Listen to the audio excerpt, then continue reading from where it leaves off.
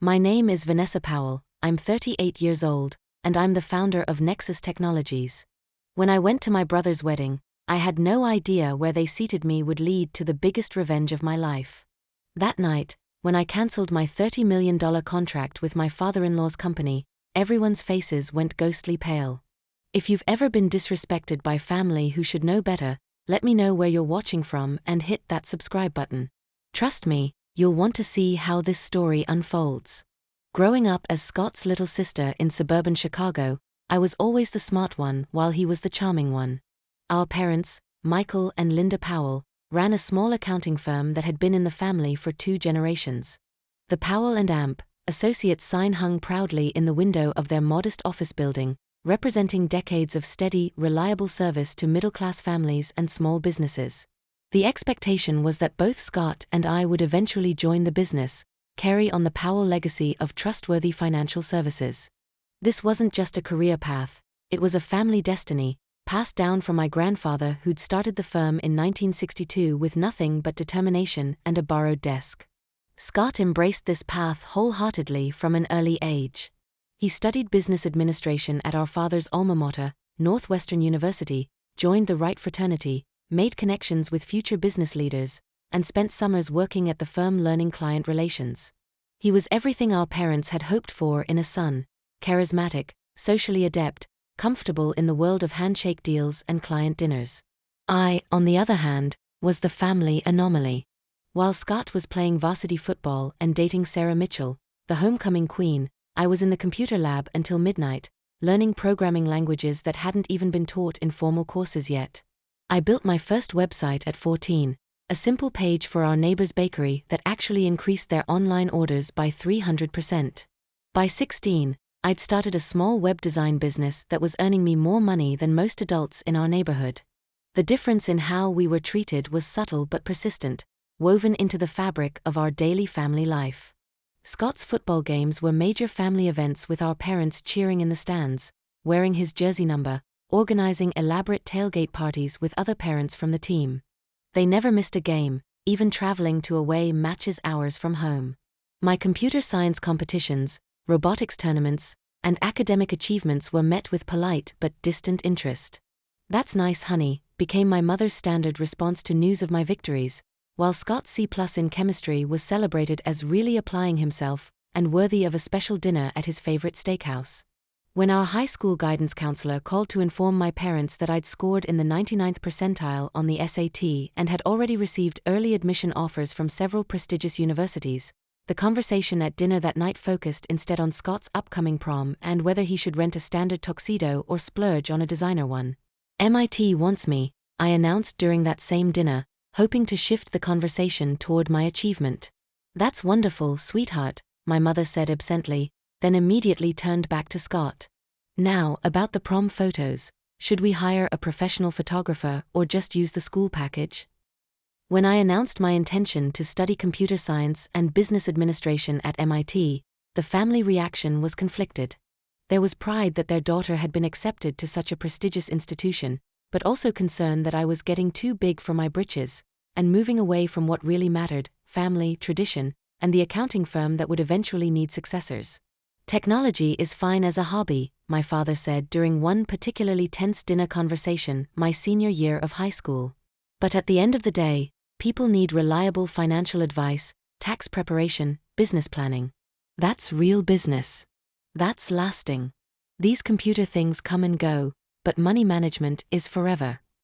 My mother nodded in agreement. "Besides, honey, you're so good with numbers. You could revolutionize how we serve clients. Imagine what Powell Associates could become with your analytical skills and Scott's people skills." The assumption that I would return home after college and slot neatly into their predetermined plan for my life was never questioned. It was simply expected, the way sunrise follows sunset. After graduating summa cum laude from MIT with dual degrees in computer science and business administration, I made the decision that would define the next decade of my life and irrevocably alter my relationship with my family. I moved to Silicon Valley with a dream: $5,000 in savings from my college web design work, and absolutely no safety net. The reaction from my family was swift and predictable. Disappointment, confusion, and gentle but persistent pressure to come to your senses and return home to join the family business. "You're making a terrible mistake," my father said during our last conversation before I left for California. "You're throwing away a guaranteed future for some fantasy about striking it rich in computers. Do you know how many people move to Silicon Valley and fail?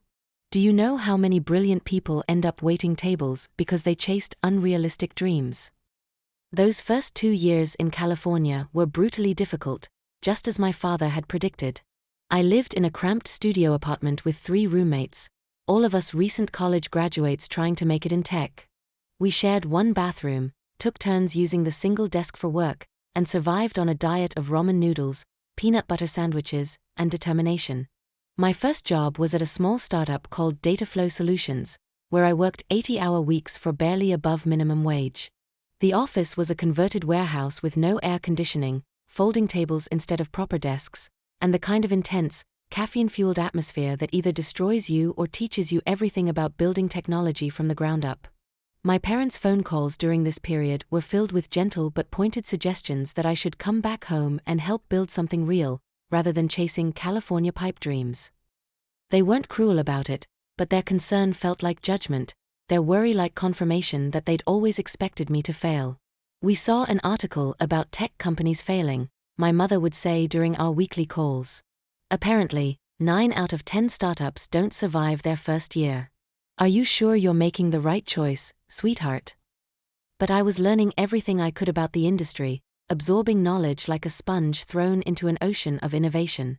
How to build scalable software architectures that could handle millions of users, how to manage development teams across different time zones, how to pitch complex technical concepts to venture capitalists who might not understand code but definitely understood profit potential. Every late-night debugging session was education that no business school could provide.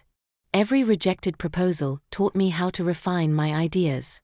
Every failed product launch showed me what customers actually wanted versus what I thought they needed. The startup I worked for eventually failed, as 90% of them do, but I'd gained invaluable experience and made connections throughout the Silicon Valley ecosystem. My next position was at a larger company, Technova Systems, with better pay, real benefits, and the opportunity to work on enterprise-level software solutions. At Technova, I learned how Fortune 500 companies actually operated, what their real pain points were, and how technology could solve problems worth millions of dollars. I wasn't just writing code anymore, I was designing systems that could transform entire businesses. Meanwhile, back in Chicago, Scott had married his college girlfriend Jennifer in a beautiful ceremony that I flew home to attend. The wedding was everything my parents had dreamed of, traditional, elegant, and culminating in Scott's seamless integration into the family firm as a junior partner. Family dinners during my rare visits home were filled with glowing discussions about Scott and Jennifer's new house in the suburbs, their expanding social circle of young professionals, and Scott's natural talent for client relationships. The firm was thriving under his influence, attracting younger clients who connected with his energy and modern approach to traditional financial services. My own career developments, promotions, salary increases, the complex projects I was leading, were acknowledged with polite interest but quickly overshadowed by discussions of Scott's achievements. When I mentioned that I'd been promoted to senior systems architect and was now managing a team of 15 developers, my mother's response was, "That's lovely, dear. Did you know Scott just landed the Miller Industries account? It's worth $200,000 annually to the firm." The constant comparison wasn't malicious, but it was relentless. My achievements were measured against Scott's success in the family business, and since my work was abstract, software and systems they couldn't see or touch, it somehow seemed less real, less important than Scott's tangible accomplishments. At 28, after 5 years of working for other people's companies and watching other people's visions become reality, I made the biggest financial gamble of my life. I cashed out my modest 401k, maxed out every credit card I could qualify for, borrowed $50,000 from former colleagues and MIT classmates, and took the leap into entrepreneurship. Nexus Technologies was born in that same cramped studio apartment where I'd struggled as a recent graduate, but now I was the one with experience, vision, and a revolutionary idea that could change how businesses operated. The concept behind Nexus was elegant but technically complex. use artificial intelligence and machine learning to optimize how companies manage their supply chains, inventory, and supplier relationships. While my competitors were building incremental improvements to existing systems, I was creating something fundamentally different: software that could learn and adapt to each company's unique challenges in real time. The first year was absolutely terrifying. There were nights I lay awake wondering if my parents had been right all along, if I should have played it safe and joined the family firm where success was predictable and failure was rare. I was burning through my limited funds at an alarming rate, living on instant coffee and determination, taking meetings with potential clients who often couldn't understand what I was building. "So it's like smart inventory management?" one confused CEO asked during an early pitch meeting. "It's more like having a genius analyst who never sleeps, never takes vacation, and learns something new about your business every single day," I explained. "It doesn't just track your inventory, it predicts what you'll need, when you'll need it, and how to get it for the best price." But then came the breakthrough that changed everything. A small manufacturing company in Ohio, Henderson Manufacturing, agreed to try our beta software as a pilot program. Their operations manager, Janet Rodriguez, was frustrated with their existing systems and willing to take a chance on something new. Within the first month of implementation, Henderson saw their operational efficiency increase by 35%. Their inventory costs dropped by 22%. Their supplier relationships improved dramatically because they could predict demand accurately and communicate needs in advance. "This isn't just software," Janet told me during our monthly check-in call. "This is like having a crystal ball for our business. We can see problems coming before they happen and opportunities before our competitors do." Word spread quickly in the tight-knit manufacturing community. Henderson's success story became our first case study, our proof of concept, our foot in the door with other companies facing similar challenges. Our client base grew from 1 to 10 to 50 companies within 18 months. I hired my first employees, brilliant developers and business analysts who shared my vision of transforming how businesses operated. We moved into a real office space in downtown San Francisco, started getting calls from Fortune 500 companies interested in our technology. The business press began to take notice. A feature in Manufacturing Today led to an invitation to speak at the National Supply Chain Conference. That speaking engagement led to more clients, more recognition, and more opportunities to refine our technology. By my 32nd birthday, Nexus Technologies had grown to 50 employees across offices in San Francisco and Austin, with annual revenue of $25 million. We'd been featured in Industry Week, Supply Chain Management Review, and Harvard Business Review. I'd been invited to join the board of the Technology Innovation Council. My family's reaction to my success was complicated and emotionally exhausting. There was pride, certainly, but it was mixed with bewilderment and something that felt like resentment. They couldn't quite reconcile the little sister they remembered with the CEO making headlines in business magazines. Scott's introduction of me at family gatherings evolved over time. It started as my sister who lives in California, progressed to my sister who works in computers, and eventually became my sister who got lucky in tech. Lucky was the word that stung most deeply. As if 7 years of 18-hour days, failed prototypes, rejected proposals, financial stress, and emotional isolation had been eliminated by some cosmic lottery when rather than earned through relentless effort and calculated risk-taking. The tension in family relationships intensified significantly when I made my first major business acquisition at 34, purchasing a smaller competitor called Streamline Solutions for $15 million. The acquisition made strategic sense. They had technology we needed and clients in markets we wanted to enter, but the dollar amount caught my family's attention in a way my previous successes hadn't. The news made the front page of the business section in the Chicago Tribune, with a photo of me shaking hands with Streamline's founder and a headline reading "Local Tech CEO Makes Major Acquisition." My mother called the day the article appeared, her voice carrying a mixture of pride and confusion. $15 million, Vanessa? That's more money than our firm makes in 5 years. Are you sure you know what you're doing? Are you sure you're not getting in over your head? The question revealed everything about how they still perceived me. Not as an experienced business leader who'd built a company from nothing and was making strategic decisions based on market analysis and financial projections, but as their little girl who might be playing with grown-up money she didn't understand. I have a team of advisors, Mom, I explained patiently. Financial analysts, lawyers, industry experts. This isn't an impulsive decision. It's a calculated business move that will increase our market share and expand our capabilities. Of course, sweetheart. I'm sure you've thought it through. It's just such a lot of money. Your father and I worry about you taking such big risks. By my 35th birthday, Nexus Technologies had reached a scale that even my family couldn't dismiss as a hobby or a lucky break. We had 200 employees across offices in San Francisco, Austin, and Boston. Our annual revenue had reached $150 million, with clients ranging from small family businesses to multinational corporations with operations on 6 continents. We'd been featured in Forbes Companies to Watch, TechCrunch's Innovators of the Year, Harvard Business Review's Technology Leaders, and I'd been named one of Business Week's 40 Under 40 Entrepreneurs to Watch. The recognition was gratifying professionally and personally validating after years of being dismissed as a dreamer. But the growing success also highlighted the widening disconnect between my professional reputation and my family relationships. At industry conferences, I was introduced as a visionary entrepreneur who'd revolutionized supply chain management through artificial intelligence. At family dinners, I was still Scott's little sister who did something with computers out in California. This dynamic became even more strained and complex when Scott started dating Tiffany Bradford during my 36th year.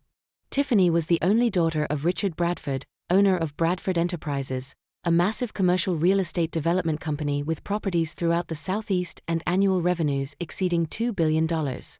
Bradford Enterprises wasn't just successful, it was generationally wealthy, with properties that had been in the family for decades and political connections that opened doors throughout the business community. Richard Bradford himself was a frequent guest at governors' mansions and congressional fundraisers.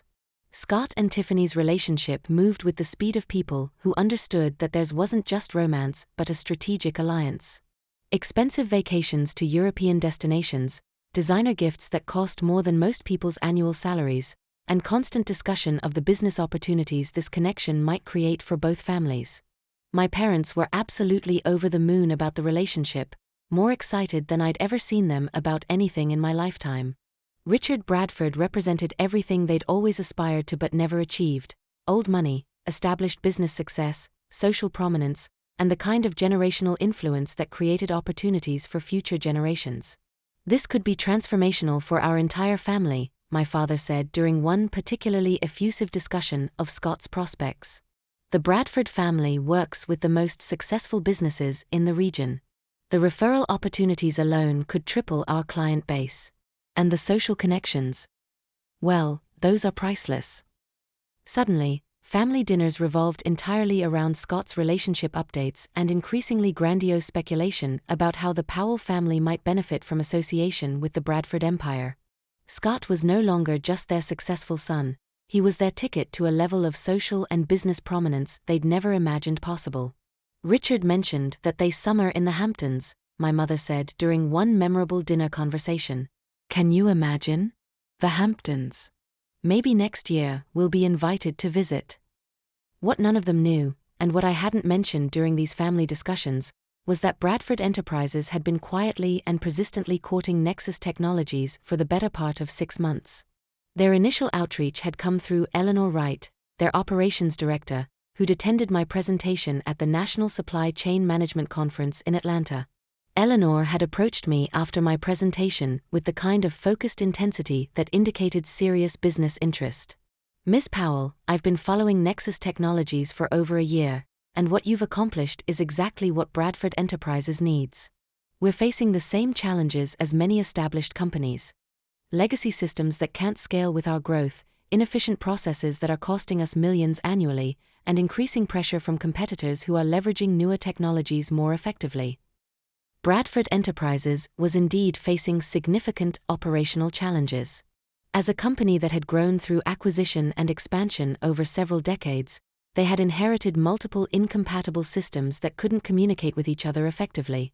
Their inventory management was largely manual, their supplier relationships were managed through outdated spreadsheets, and their operational efficiency was declining as their complexity increased. Eleanor had done her research thoroughly before approaching me. She'd spoken with several of our existing clients, reviewed our published case studies, analyzed our technology specifications, and even visited our Austin office to observe our development process firsthand. By the time she formally requested a proposal, she was already convinced that Nexus was exactly what Bradford Enterprises needed to modernize their operations. The negotiations were extensive and complex, as they should be for a contract of this magnitude.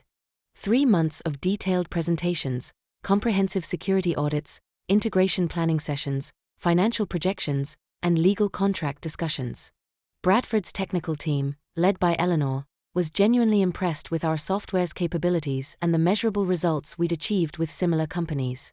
Richard Bradford himself attended our final presentation, a comprehensive demonstration of how Nexus could transform Bradford Enterprises' operations across their entire portfolio of properties. I'd prepared for weeks, creating customized scenarios that showed exactly how our software would impact their specific challenges.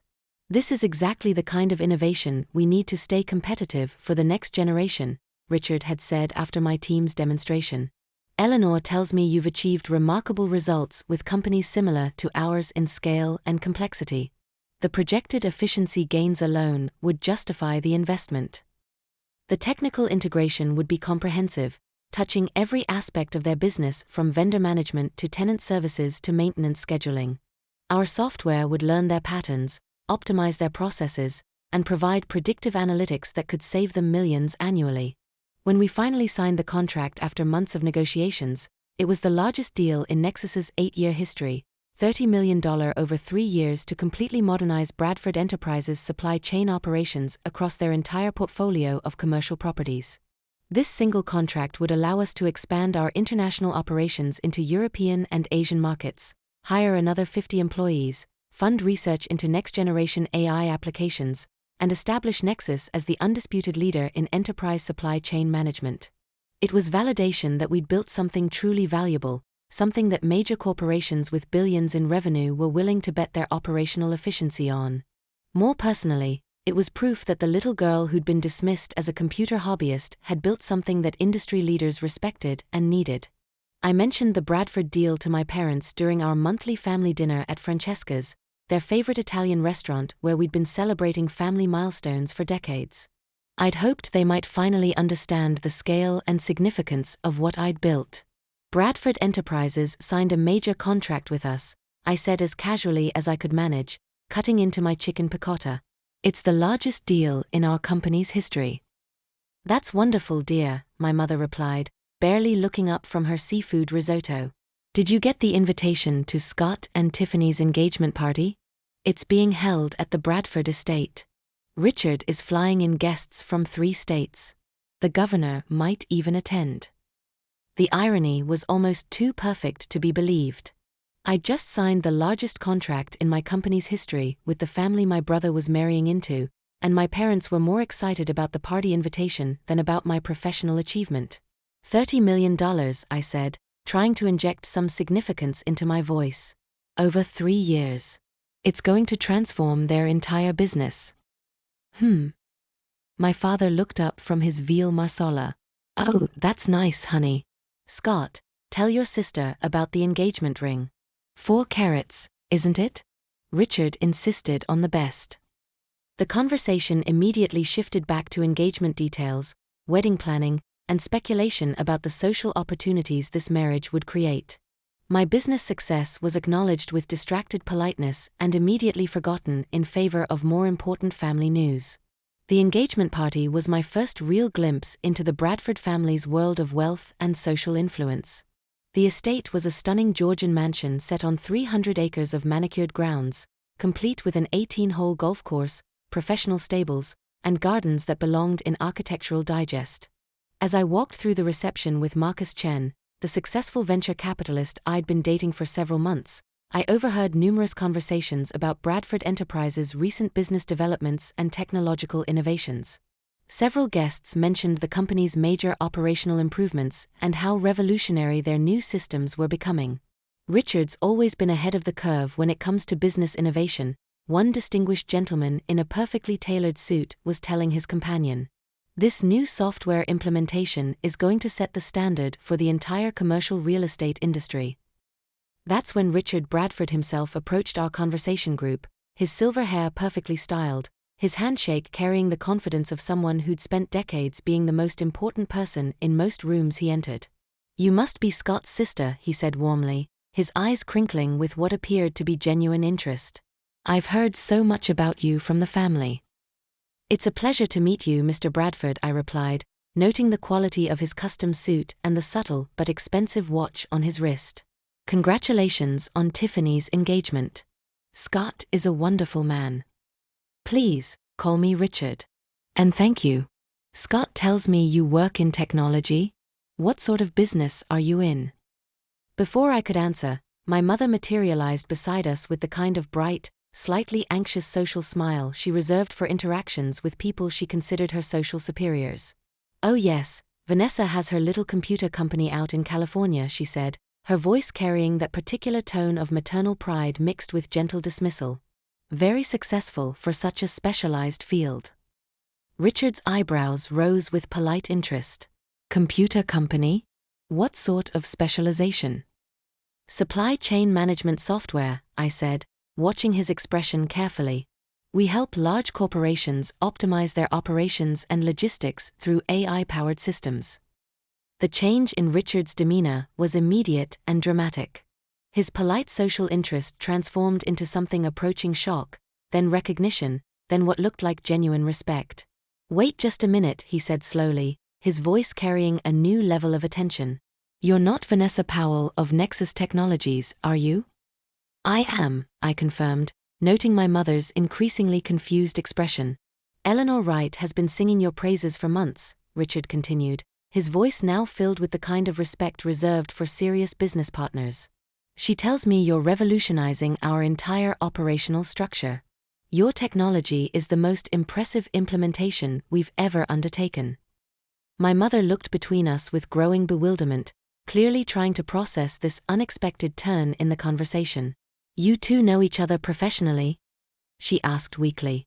"Your daughter's company just signed a $30 million contract with Bradford Enterprises," Richard said, his tone carrying the weight of serious business admiration.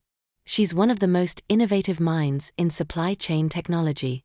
Frankly, we're honored to partner with Nexus." The silence that followed was profound and uncomfortable. My father, who had just joined our conversation group with a scotch in hand, looked like someone had delivered unexpected and confusing news. $30 million? He repeated in a voice barely above a whisper. "Actually, 30 million over 3 years, Richard clarified. "It's the largest technology implementation we've ever undertaken. Your daughter has built something truly extraordinary, something that's going to transform how we do business for decades to come." Over the following months, as Scott and Tiffany's wedding planning intensified into a full-scale production, there was a noticeable but awkward shift in family dynamics. My parents started asking more detailed questions about my company, though their interest felt performative rather than genuinely curious. They wanted to understand what I'd built, but seemed unable to reconcile this new information with their long-held mental image of me as their impractical younger daughter. The questions came in bursts during family dinners and phone calls. "How many people work for you now? What exactly does your software do? How did you learn to run such a big company?" Each question carried an undertone of amazement, as if they were discovering that their daughter had been living a secret life as a successful business leader. Scott's reaction was more complex and harder to read. During private conversations, he admitted feeling blindsided by the revelation of my business relationship with his future father-in-law. "Why didn't you tell us about the Bradford contract?" he asked during one particularly honest conversation when we were alone in my parents' backyard after a family barbecue. "I tried to," I reminded him, feeling the old frustration rise in my chest. "Remember when I mentioned signing a major deal with Bradford Enterprises? Mom changed the subject to your engagement party invitations." He had the grace to look embarrassed, staring down at his beer bottle. "I guess we haven't been paying enough attention to what you're actually doing out there." "You've been busy with your own life," I said, trying to be charitable. "It's not malicious. It's just, you've never really seen me as someone who could build something significant." The wedding planning itself was elaborate beyond anything I'd experienced in my personal or professional life. No expense was spared, designer flowers flown in from Holland, a celebrity wedding planner coordinating every detail, guest accommodations at 5-star hotels throughout the region, and a reception venue that could have hosted a small concert. I offered to help with coordination, given my extensive experience managing large corporate events, technology implementations, and complex logistics projects, but Tiffany politely declined with that particular brand of Southern politeness that sounds gracious but feels like silk wrapped around steel. "That's so sweet of you to offer," she said with a smile that never quite reached her eyes. "But we want to keep everything traditional. Family handling family matters, you know? We have professional coordinators for everything." There was something in her tone that suggested my offers weren't welcome, that my presence was tolerated rather than celebrated. I attributed it to normal wedding stress and the pressure of coordinating such an elaborate event, but looking back, I wonder if there were already signs of the attitude that would surface so dramatically on the wedding day.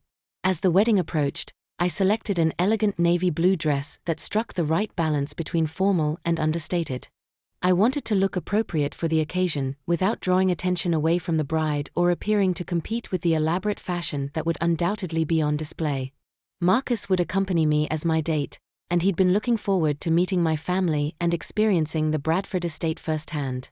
"So this is the wedding where your brother marries the daughter of your biggest client," he observed over dinner the week before the ceremony. "That must create some interesting family dynamics." "You have no idea," I replied, though at the time I was drastically understating just how interesting things were about to become. The morning of the wedding, I received an unexpected call from Tiffany's wedding coordinator asking about dietary restrictions and seating preferences for the reception dinner. It seemed like an unusually late inquiry. Most professional wedding planners finalize these details weeks in advance, but I provided the requested information and thought nothing more of it.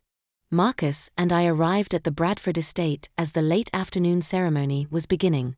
The setting was absolutely breathtaking: hundreds of white roses and peonies, a professional string quartet, crystal accents that caught and reflected the golden hour sunlight, and guests dressed in their most elegant attire. The ceremony itself was beautiful but felt strangely impersonal, more like an elaborate business merger celebration than an intimate wedding. The vows sounded like they'd been crafted by a professional speechwriter rather than spoken from the heart. Scott looked handsome in his perfectly tailored tuxedo, though I noticed he seemed unusually nervous as he waited at the altar. Tiffany was undeniably radiant in an elaborate designer gown that probably cost more than most people's annual salaries. The entire production was flawless, elegant, and somehow devoid of genuine emotion, beautiful but cold. After the ceremony, guests were directed to an expansive cocktail reception on the mansion's manicured lawn, while the wedding party disappeared for what I assumed would be extensive photography sessions. The reception dinner would be held in a massive white tent that had been erected specifically for the occasion, complete with crystal chandeliers, centerpieces that looked like small botanical gardens, and a dance floor that could accommodate hundreds of guests. "This is seriously impressive," Marcus said, accepting a champagne flute from one of the numerous servers circulating through the crowd in pristine uniforms. "Your family really doesn't do anything halfway, do they?" "This isn't my family's style," I clarified, watching the seamless choreography of the service staff. "This is all Bradford money and Bradford sophistication. My family is just along for the ride." The cocktail hour stretched longer than typical, with guests gradually making their way into the reception tent as the sun began to set behind the estate's ancient oak trees. I looked for the seating chart, scanning the elegant calligraphy for table assignments under Powell. That's when I encountered the first red flag that would change the entire trajectory of my evening and my relationship with my family. "Excuse me," I said to a harried-looking wedding coordinator clutching a tablet and wearing a professional headset. "I'm Vanessa Powell, and I'm having trouble locating my table assignment." She consulted her device, scrolling through what appeared to be extensive lists with increasing confusion and growing concern. Powell. Let me check multiple categories." Her expression shifted from confusion to something approaching distress. "Here we are. Vanessa Powell +1. She paused, clearly uncomfortable with whatever information was displayed on her screen. "There appears to be some confusion with your seating arrangement." "What kind of confusion?" Marcus asked, moving closer to our conversation with the protective instinct of someone who sensed trouble. Well, she said, lowering her voice and glancing around nervously, the main reception tables in the tent are all at capacity, and there were some very last-minute changes to accommodate special guests. Another pause, longer this time. You've been assigned to alternative seating. Alternative seating? I repeated, feeling my first flutter of genuine concern. If you could follow me, please, she said, her professional demeanor barely masking obvious discomfort with whatever she was about to show us. Instead of leading us into the elegant reception tent where other guests were finding their tables amid soft lighting, live jazz music, and the gentle murmur of conversation, she guided us around the back of the mansion, past the catering trucks and service areas where uniformed staff were frantically preparing dinner service for 300 guests. With each step away from the celebration and deeper into the service areas of the estate, my confusion evolved into something approaching dread. This couldn't possibly be leading where I thought it was leading. She opened a side door that led directly into the mansion's commercial-grade kitchen, where dozens of catering staff in black and white uniforms were orchestrating what looked like controlled chaos. Massive industrial stoves, commercial dishwashers, and prep stations covered every available surface. The noise was overwhelming, pots clanging, orders being shouted, the industrial hum of multiple appliances running simultaneously. In the far corner of this bustling kitchen, almost as an afterthought, sat a small round table with 2 chairs, hastily covered with a white tablecloth that didn't quite fit properly and looked completely out of place among the stainless steel surfaces and industrial tile flooring. You cannot be serious, I said, staring at this makeshift dining setup surrounded by the organized mayhem of professional dinner service. I'm terribly sorry for the confusion, the coordinator said, refusing to meet my eyes and speaking quickly as if she wanted to escape this conversation as soon as possible. There were some very last-minute changes to accommodate important business associates of Mr. Bradford's. I am a business associate, I said, my voice steady despite the disbelief and growing anger coursing through me. Bradford Enterprises just signed a $30 million contract with my company 3 months ago. Her confusion appeared genuinely sincere, which somehow made the situation even more insulting. I wasn't informed of any business relationships. I'm just following the seating chart I was provided by the bride's family. That's when Tiffany herself appeared in the kitchen doorway, her elaborate wedding dress somehow remaining pristine despite navigating through service areas and around catering equipment. Her smile was perfectly calibrated, the kind learned through years of cotillion classes, charity gala training, and social conditioning. Is there some sort of problem here? She asked, though something in her tone and the slight smirk playing at the corners of her mouth suggested she knew exactly what the problem was and had been expecting this confrontation. Yes, there's a significant problem, I said, working hard to keep my voice level and professional despite the surreal nature of the situation. You've seated my date and me in the kitchen while dinner is being prepared. Oh, that, Tiffany said with a dismissive wave that somehow managed to be both casual and cutting. We had to make some last-minute adjustments to accommodate Daddy's most important business partners. Surely you understand that priority relationships require priority treatment. The casual cruelty of her words hit like a physical blow. Here I was, the CEO of a company that had just committed $30 million to her father's business operations, being dismissed like unwanted help who should be grateful for whatever scraps of hospitality were offered. This is completely inappropriate, Marcus said, his voice tight with barely controlled anger at witnessing such blatant disrespect directed at someone he cared about. Tiffany's perfectly practiced mask slipped for just a moment, revealing something cold and calculating underneath her wedding day smile. Her eyes narrowed slightly, and when she spoke again, her voice carried an edge of malice that transformed her entire demeanor. Well, she said with a slight smirk that completely changed her face, the help usually eats in the kitchen anyway. You should feel right at home here, considering your humble beginnings.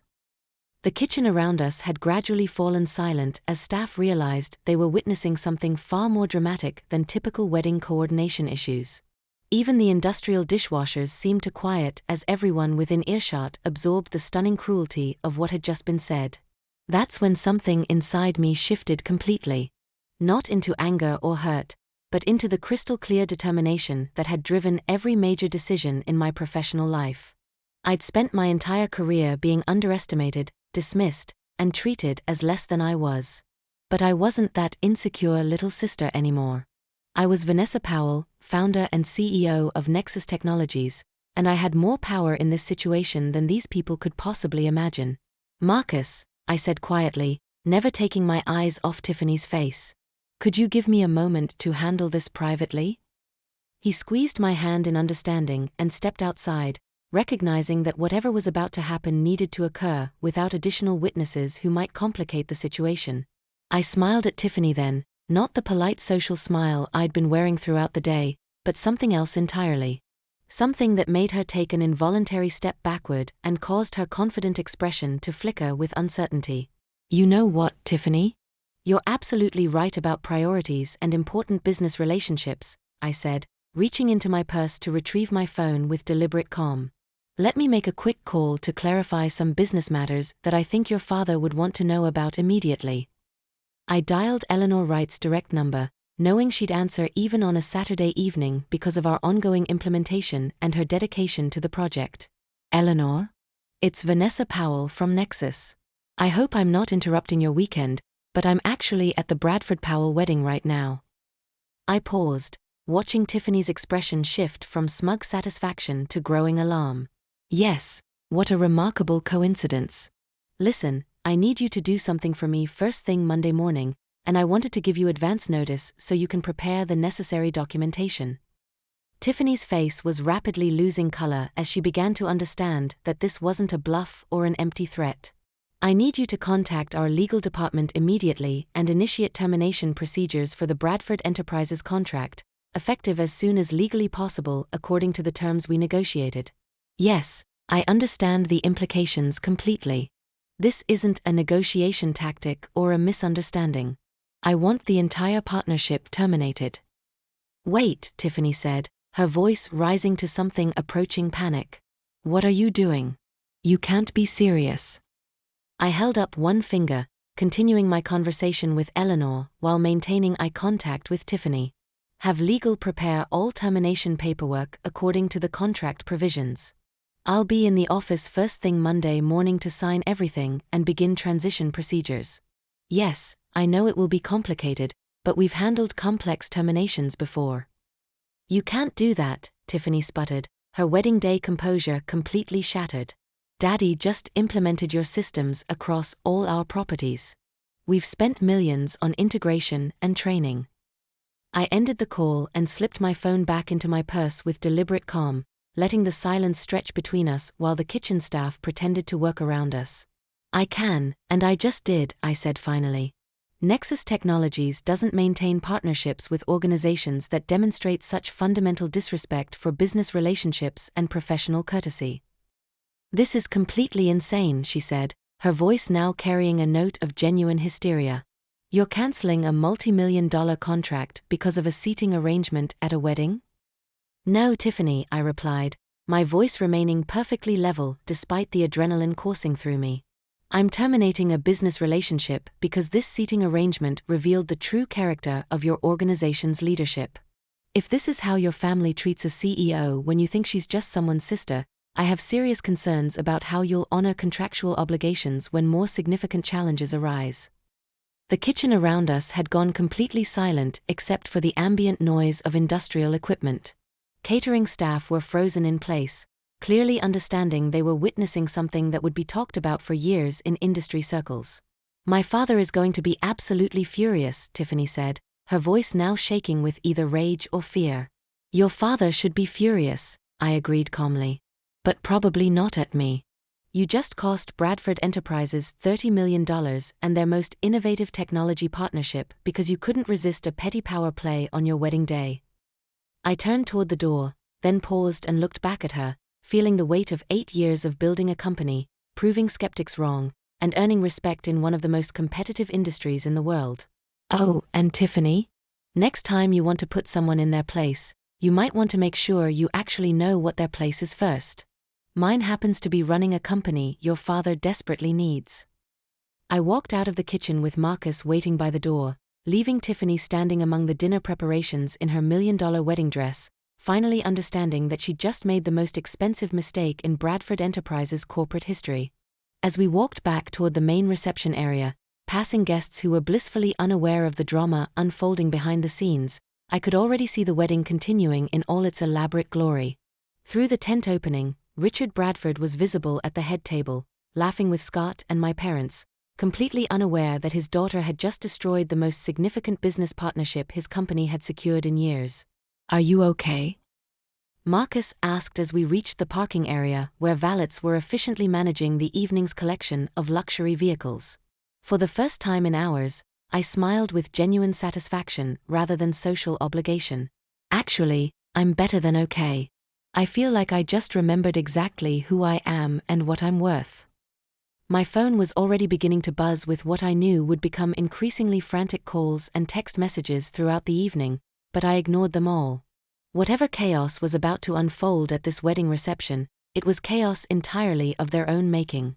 As we drove away from the Bradford estate, the wedding celebration continuing without us behind walls of privilege and protocol, I felt something I hadn't experienced in years: the profound peace that comes from choosing self-respect over social expectations and personal dignity over financial opportunity. The next few hours would bring a cascade of consequences. Eleanor would spend her Sunday preparing termination documentation. Richard Bradford would discover that his daughter had single-handedly destroyed a partnership that represented the future of his company's operational efficiency. Scott would realize that his sister's company was far more significant than he'd ever understood.